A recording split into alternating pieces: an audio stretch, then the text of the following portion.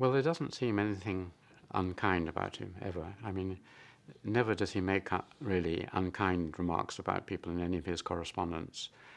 He's also one of those people, I think, I mean, we meet them in our lives, and I've got 3 or 4 examples, who engage with you and make you feel special.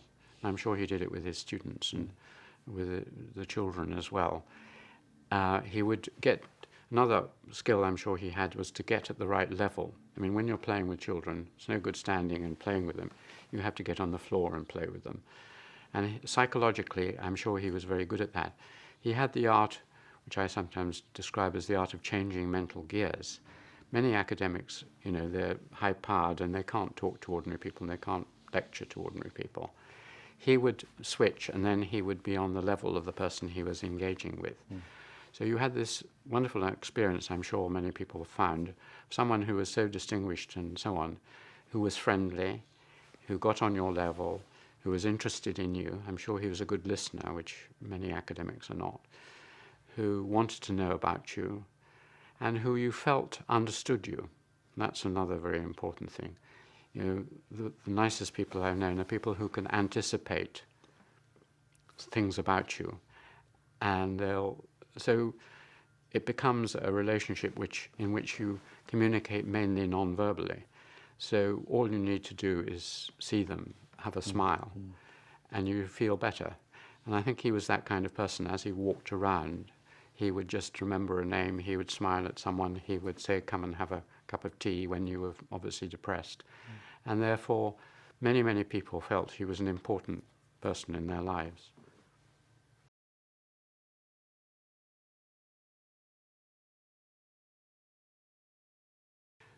I think when you think of Monty now, when you hear about people who never get married, large quantities of them, we apply our own standards now, which are completely inappropriate for the later 19th century.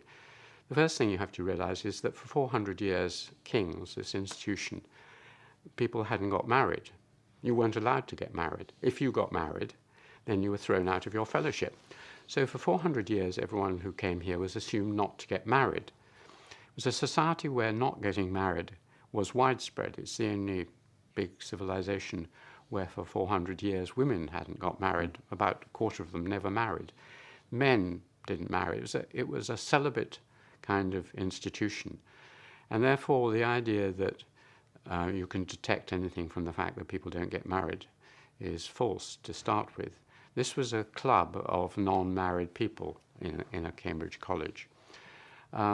Also, you have to realize that at that time, we didn't apply Freudian or other psychological things, so people weren't looking at detecting some kind of latent homosexuality. Another thing you have to realize is that marriage is not a very good idea. That is to say, when Darwin was considering getting married, he wrote a sheet of paper with the arguments for and against marriage. And to my mind, the arguments against were much higher than the arguments for. It was a waste of money, it was a waste of time, it was a lot of responsibility, all sorts of things. Though in the end, he did get married. Now, for someone like James, I mean, he clearly liked some women, and he found some women attractive. But when he counted the cost to his scholarship and to his life and to his general happiness, he weighed it all and decided it was much better not to get married. And I don't think that tells you anything about his sexuality. I mean, I think, having read the ghost stories, there is something strange in them. But if it is sexual, it's very heavily filtered, and I don't think it's a direct causal effect relationship. There is something, particularly about his portrayal of women in some of them, which suggests that there was some early childhood encounters which gave him a shock with women, particularly. But I don't think it's exactly sexual. It may be more maternal or an older woman kind of effect.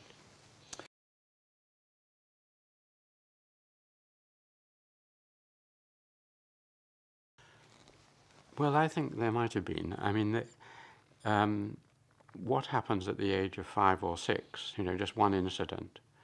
For instance, when Kipling was sent home very young, and he was brought up by some rather unpleasant people, and when his mother came home when he was 7 or 8 and bent over to kiss him good night, he put up his arm to protect his face from being hit, and she suddenly realized that he'd been hit a lot when he was a child. Now, I'm sure Caroline and the other members of the family were very loving, and he clearly adored his mother, and she was a lovely woman.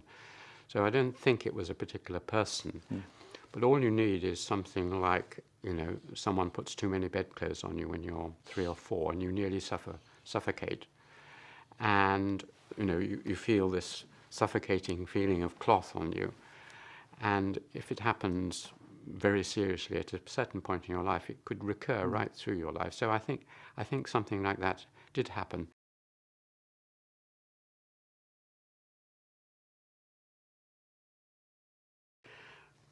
Well, in order to break the link between the family and the individual, which is essential for our kind of society, an individualistic capitalist society, you have to break away from your families quite early.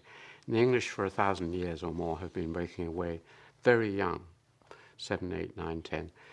And the upper middle class do this by sending their children off to boarding schools. And Monty, therefore, like myself, was sent off to a boarding school. He was sent off later than I was, but not much later. So what happens is that you're in a loving, warm environment at home. Then you're sent off for 3 months, 2 or 3 months, to strangers who may or may not be kind, to bad food, cold, misery. It's the most miserable experience in your life. And when Monty went to his first school, the letters survived for his second term, and he wrote home saying, "Dear Mummy, I am absolutely miserable. I can't stand this anymore. If you don't come and take me away, I don't know what I'll do. I cry myself to sleep every night." And she wrote back saying, "I'm sorry, but you've got to go through this. Everyone is miserable, especially in their second term." And he survived, and he came to love it, at least Eton. But the trauma which I went through, I remember the misery and the crying and so on. If you combine that with some incident, for instance, that you got knotted up in your sheets, or some older boy came and tried to smother you, that's all you need is in that dormitory which he first went into, the boys, and there are hazing. I went through the hazings at a good school where the older boys teach you some discipline in the first few weeks. And we were taught by being blindfolded and pushed off a table and told we were being thrown off Niagara Falls, that kind of thing. This was a good school. Now, supposing in Monty's school the hazing consisted of mock suffocation with a sheet or a blanket, he would never forget it.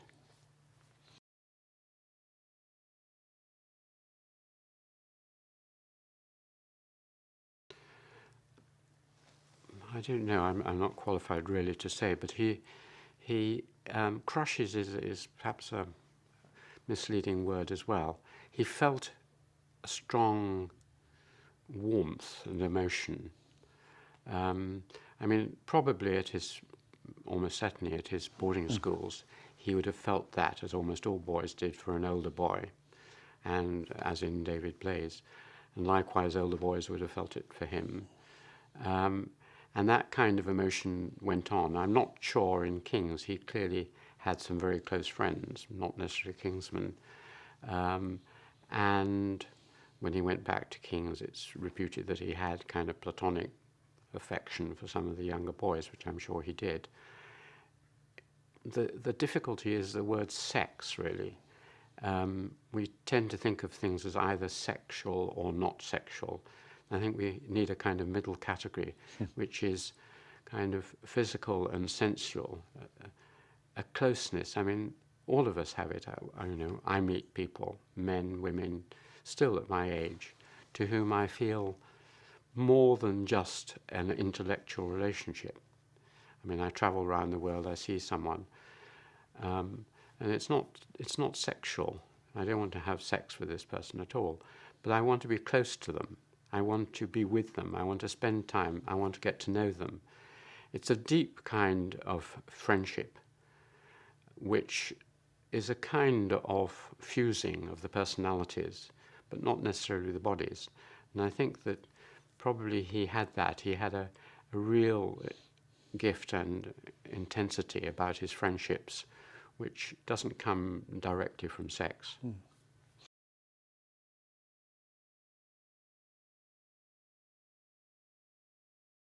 Well, I think this is one of the very interesting things, because King's particularly, and Cambridge more generally at that time, no doubt Oxford and so on, had a reputation which continued for quite a long time of being a place where there was a lot of homosexual friendships. My room here in King's represents a number of these relationships: John Maynard Keynes, E.M. Forster, Duncan Grant. And so there were a number of well-known homosexuals in Cambridge, and there were a number of them were members of these secret societies. The Apostles was famous for its membership of homosexuals and so on. So in a sense, he was presiding over the epicenter of intellectual homosexuality in 20th century, early 20th century Britain.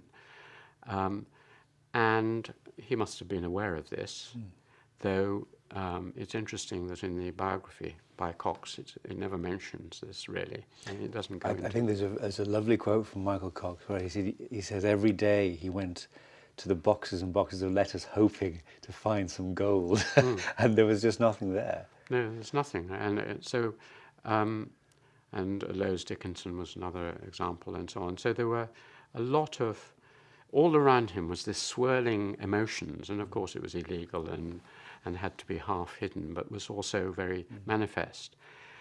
And I think it's in a way similar to another curious feature, that swirling all around him was an interest in psychical research, and he knew all about this. But in a sense, this whirlpool into which he could have been drawn, he made a particular effort, I think, not to be drawn in. And this is why there's this distance, both in relationship to homosexual circles in Cambridge and also psychical research. He knew the danger, he knew the whirlpool. But if the Provost of King's had got sucked into this, there might have been real trouble.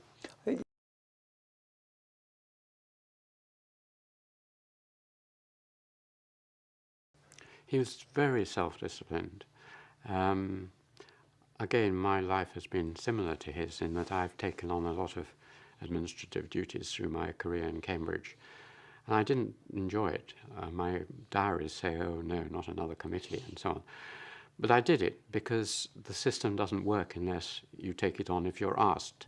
Noblesse oblige, the obligation of nobility, is very strong indeed. Trust and doing the jobs for other people is essential to keep the system. You yourself have benefited from other people doing it for you, and when it's your turn, you do it.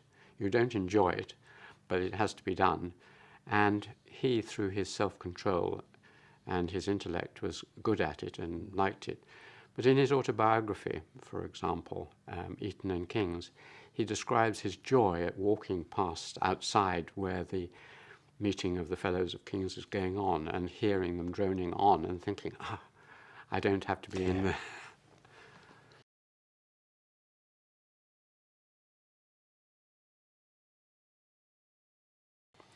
Well, always he's pointing in two directions, Monty, the playful, childish, and the reserved, austere.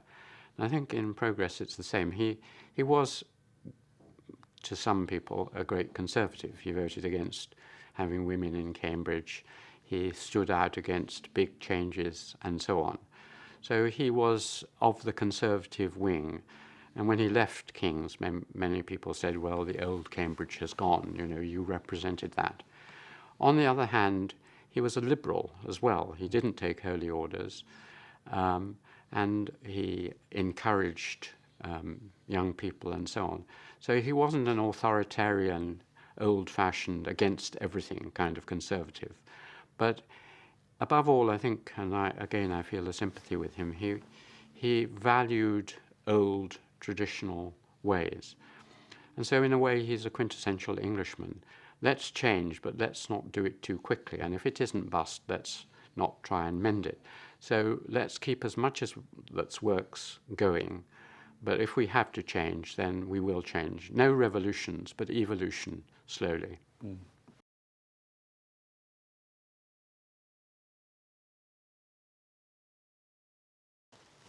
Well, Cambridge, 1914, I mean, no one knew what was coming, and both Cambridge and Oxford, which were the main universities, sent off people to whom people like Monty were very, very close. They were young men who they saw their future. They'd perhaps known them even before they came to Cambridge. And to suddenly see them going off, and the death rates among the officers, which they would mainly have become, was just as high as anyone else, if not higher. Cambridge also had some very close links with what was happening because, and I may not have got the details exactly right, but I think they set up a kind of hospital in Cambridge, perhaps on the back lawn, treating particularly shell-shocked individuals. The great psychologist and anthropologist W.H. Rivers was involved in this and trying to deal with the traumas of war. So all around him, not only the reports of young people who he'd known being killed, but also perhaps going daily and seeing some of the ghastly effects of the war and the gassing and shell shock, had a terrible effect, and also the point of Cambridge was lost because you didn't have the teachers and you didn't have the students. So I think his growing doubts about what he was doing here, which he'd already had before the war, because the moment he became a provost, he had serious doubts about whether he wanted to be provost. He wasn't happy. He wasn't really suited in some ways, and he only did it out of noblesse oblige, as I've mentioned. And therefore, that gnawing feeling that he was doing the wrong job and he was the wrong person for the job would have been magnified hugely. I mean, it's commendable in him, perhaps there was no other offer, but to stay until the end of the war. But the shattering effects of the war on top of everything else was clearly very undermining. Well, again, it's difficult now for us to realize the great effect, traumatic psychological effect of war at that time, because the late Victorian period, and even I've talked to people who lived just before the war, it seemed a very mellow golden age, wonderful summers and the height of the British Empire, and we were on top of the world and everything was fine and so on, and nothing serious would happen. And then suddenly, 4 years of the leading nations in the world tearing themselves to pieces, really made the watershed between eras. And so, as a Victorian, which he was, he must have suddenly felt much older, must have felt that everything he knew, all the relations, all the symbols, all the myths, all the stories, all the friends were gone. And he was living in a kind of Dover Beach world where the light of reason, the slow receding roar of faith was receding away from him. And therefore it must have been a wonderful escape to go back to a safer paradise which he'd known as a child. Well, I think it's patronizing to say he lived a life without a jolt. I think he lived a life with many jolts from his childhood onwards. And those personal jolts of school and so on were, the final great one was the war.